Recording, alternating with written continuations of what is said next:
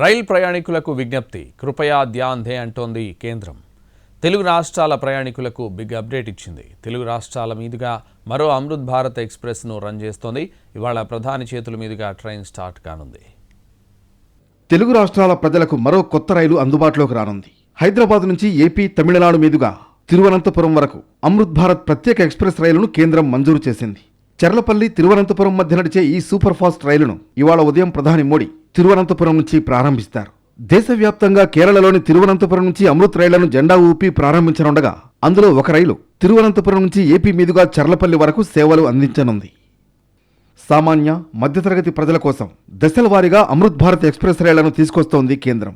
అందులో భాగంగా తెలుగు రాష్ట్రాల్లో ఇప్పటికే పలు రైళ్లను ప్రవేశపెట్టగా ఇప్పుడు మరో రైలును అందుబాటులోకి తెస్తోంది. చర్లపల్లి తిరువనంతపురం అమృత్ భారత్ రైలు రేపు పట్టాలెక్కనుంది. ఉదయం 10:45 తిరువనంతపురం నుంచి బయలుదేరనున్న ట్రైన్ తర్వాత రోజు సాయంత్రం 4:30 గంటలకు చర్లపల్లికి చేరుకుంటుంది. ఇది వీక్లీ ఎక్స్ప్రెస్. తిరువనంతపురం, ఎర్నాకుళం, పాలక్కాడ్, కొట్టాయం, కొల్లం, కాట్పాడి, సేలం మీదుగా ఏపీకి చేరుకుంటుంది. రేణిగుంట, నెల్లూరు, ఒంగోలు, బాపట్ల, తెనాలి, గుంటూరు, సత్తెనపల్లి, మిర్యాలగూడ, నల్లగొండ మీదుగా చర్లపల్లికి చేరుకుంటుంది.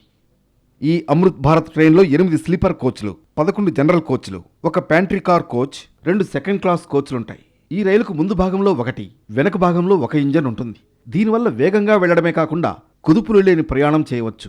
అమృత్ భారత్ ఎక్స్ప్రెస్ రైళ్లను ఆధునిక పద్ధతుల్లో స్వదేశీ సాంకేతికతతో డిజైన్ చేశారు.